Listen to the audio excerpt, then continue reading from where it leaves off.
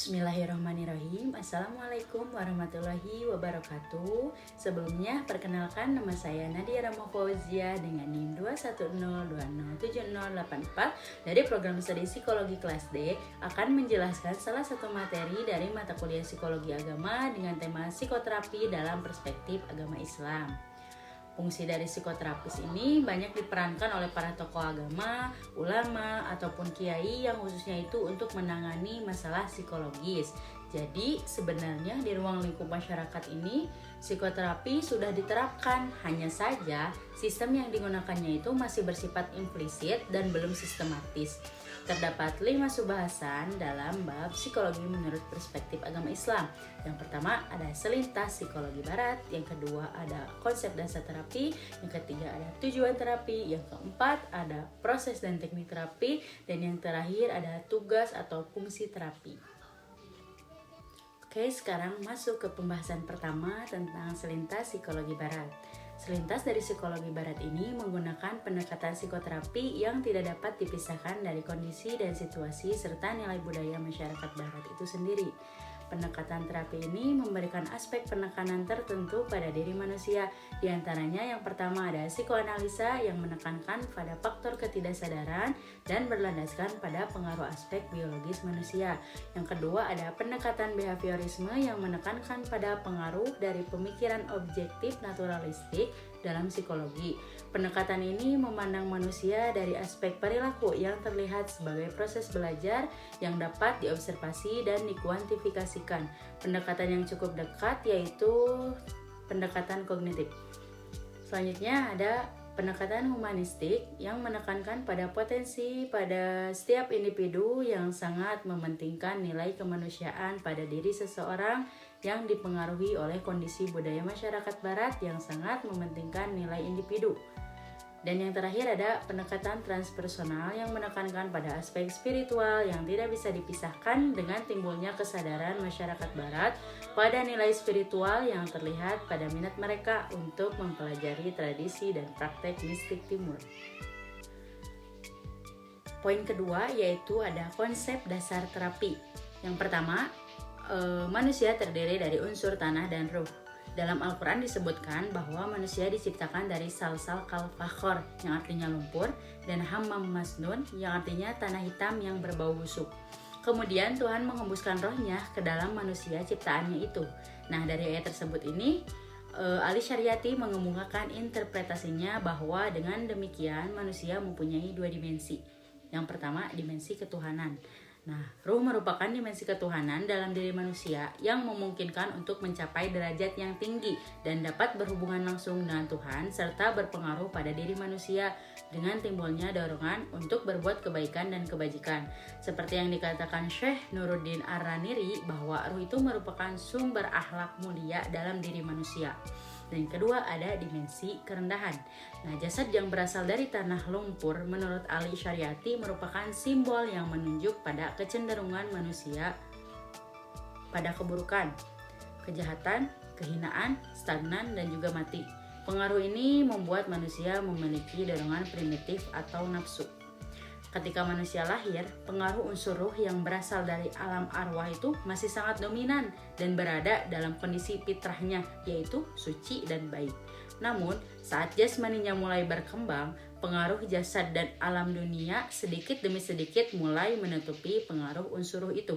Nah, ketika manusia mencapai kedewasaan, pengaruh unsur jasad menjadi sangat dominan. Jika unsur jasad lebih dominan, maka kehidupan seseorang akan lebih banyak diarahkan pada kesenangan jasmani dan duniawi. Nah, sebaliknya, jika pengaruh ruh lebih dominan, maka orientasi kehidupan seseorang lebih pada kehidupan akhirat, yaitu dengan hubungan dengan Tuhan gitu.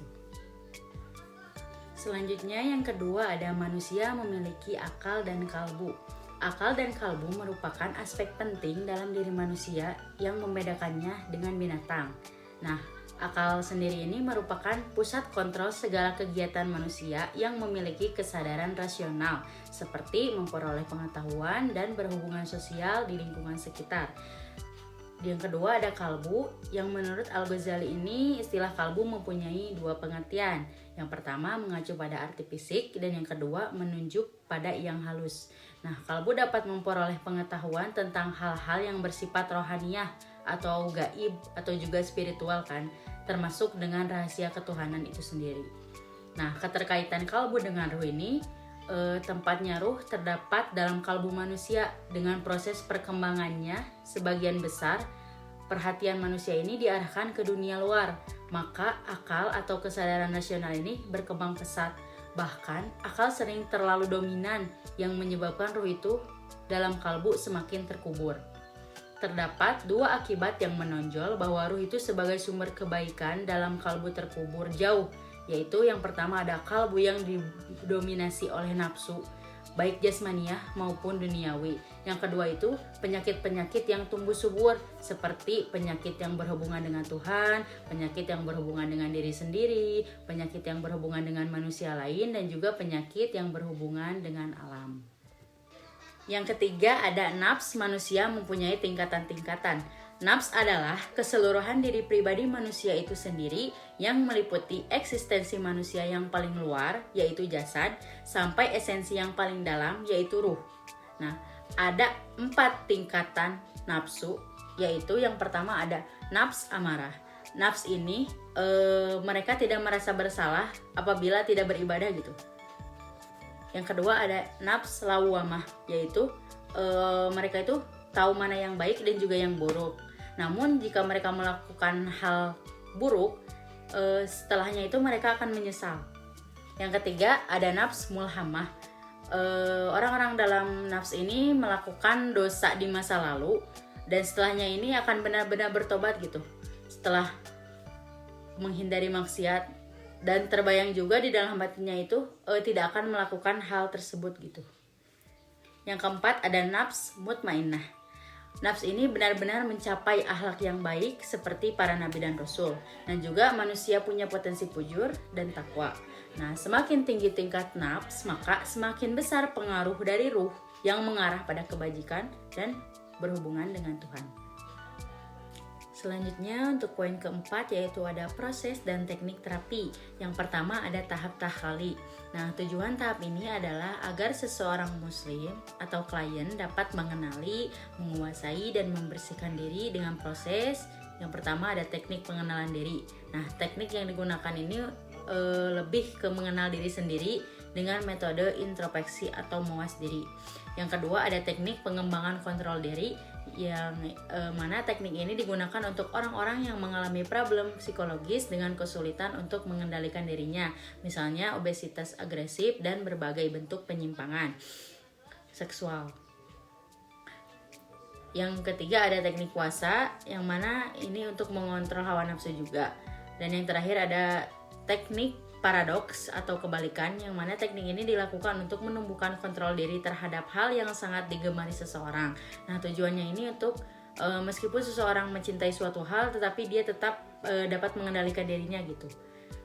Nah, teknik pembersihan diri ini bisa dengan cara yang pertama dengan teknik dzikrullah, yaitu dengan menyebut nama Allah, yang merupakan metode sangat potensial pada tahap ini secara keseluruhan. Nah, yang kedua teknik membaca Al-Quran, dan yang terakhir ada teknik penyangkalan diri, yang mana bertujuan untuk menghilangkan egoisme atau rasa keakuan atau juga penyakit hati yang berkaitan dengan diri sendiri.